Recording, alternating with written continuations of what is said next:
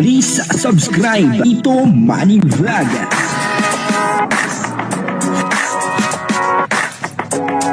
Payagan po si Tito Manny Vlog na mag-reactor para pambiling gamot sa kanya pong karamdaman.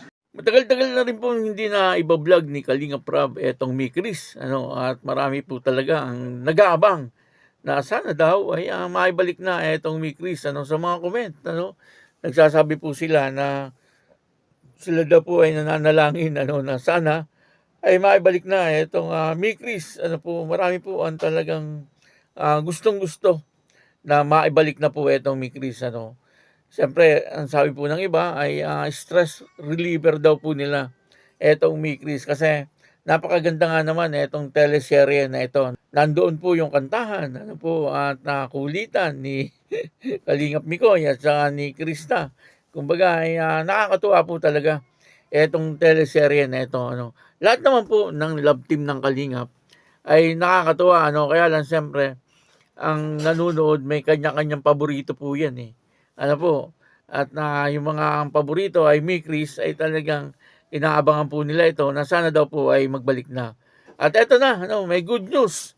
Sabi po ni Julie Paunil, ay parang nakausap niya si Kalinga Prab, na etong Mikris ay nag-meeting na nga daw po sila.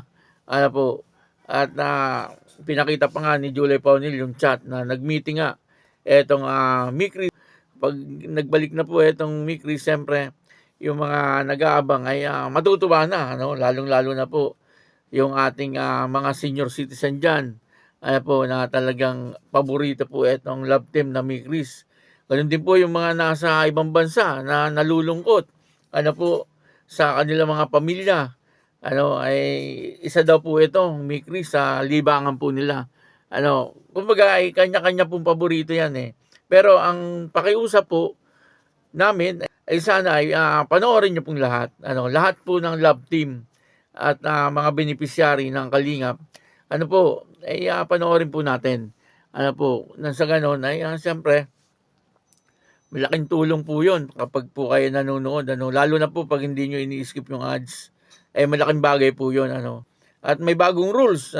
Isa po sa rules ay yung mga minor de edad na Kalingap Angel, kapag po iba-vlog ay dapat po kasama yung magulang. Tama naman po 'yun, Etong si Krista kasi minor de edad 'to eh. Etong si Krista.